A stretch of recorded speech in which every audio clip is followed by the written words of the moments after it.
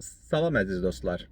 Bir neçə gün öncə İslam maliyyəsi barəsində bir story paylaşmışdım. Bizdə forum keçirilirdi və mənə bir çox suallar gəldi. Bəs İslam maliyyəsi ümumiyyətlə nə deməkdir? İslam maliyyəsi ilə bizi öyrəşdiyimiz maliyyəni fərqləndirən bir vacib xüsusiyyət var. O da pulu pulla satmaq olmaz. Yəni ki, sələmçilik. Siz pulu verib daha çox pul ala bilməzsiniz. Yəni ki, faizlər ala bilməzsiniz. Bu əslində həm xristianlıqda var, həm İslamda var, həm də Yahudilikdə var. Törədə də yazılıbdır. Yeganə fərq odur ki, İslamda və xristianlıqda sələmçilik heç kimə qarşı icazə verilmir. Yahudilərdə isə digərlərinə qarşı icazə verilir. Yahudilərə qarşı sələmçiliyə icazə verilmir.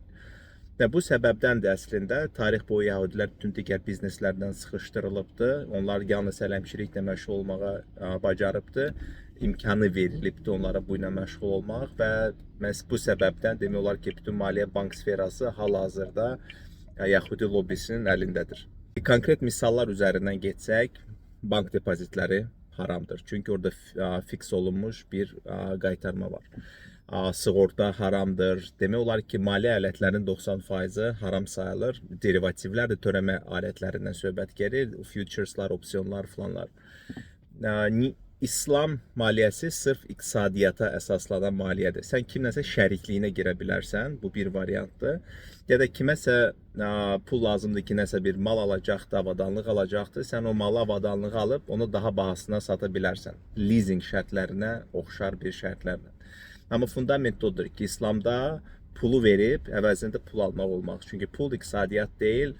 Elon Musk da bunu deyibdi bu yaxınlarda öz müsahibəsində. Yəni ki, etik prinsipdən İslam maliyyəsi daha mənəvidir, daha etikdir. Lakin tez pul qazanmaq alınmır, böyük pullar qazanmaq tez bir zamanda alınmır, amma bu pulun bərəkəti varmış kimi görsənir. Azərbaycanda bu məsələ 20 ildir söhbəti gedir. Hətta yadımdadır ki, mən cavan vaxtında, universitetdə oxuyan vaxtında belə bəzi banklar bunu etmək istəyirdi, lakin alınmırdı.